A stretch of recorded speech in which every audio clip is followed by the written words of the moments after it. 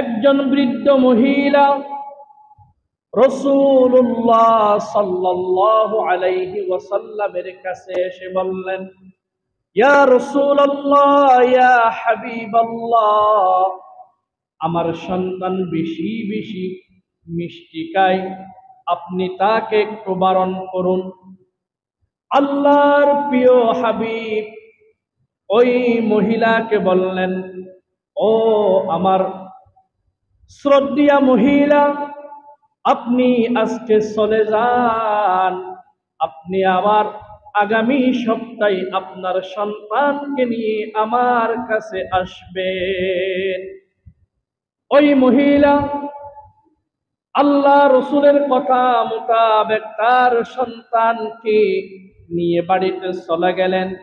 এক সপ্তাহ পরে তিনি তার সন্তানকে হাত ধরে রসুল করিম সাল্লাল্লাহু আলাইহি ওয়াসাল্লামের কাছে আবার আসলেন। আল্লাহর প্রিয় হাবিব বললেন, ও ছোট্ট, আজ থেকে তুমি একটু মিষ্টি কম খাবে, আজ থেকে তুমি একটু মিষ্টি কম খাবে। এই ওসিয়ত করার পরে আল্লাহ রসুল বললেন, আপনারা চলে যান।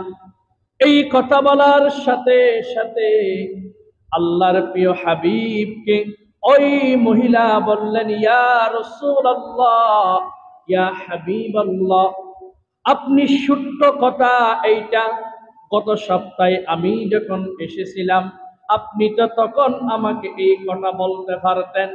তখন রাসূল করিম সাল্লাল্লাহু আলাইহি ওয়াসাল্লাম বললেন, ও আমার শ্রদ্ধেয়া মহিলা, আপনি যেই সময় আপনার সন্তানকে নিয়ে আমার কাছে এসেছিলেন, সেই সময় আমি নিজেও একটু মিষ্টি বেশি খেতাম।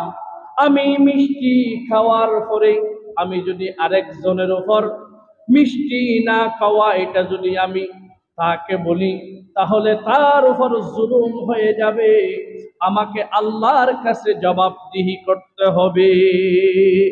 যেই কাজ আমি নিজে করি না, আমি আরেকজনকে কেমনে বলি? অর্থাৎ ওই মহিলা এখান থেকে শিক্ষা গ্রহণ করলেন।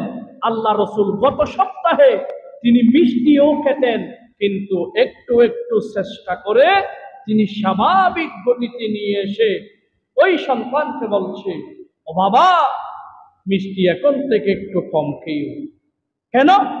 নিজে যেটা আমি করি আমি সেটা আরেকজনকে বলতে পারবো, আমি নিজে না করে আরেকজনকে ওসিয়ত করা এটা শরীয়তে জায়েজ নেই।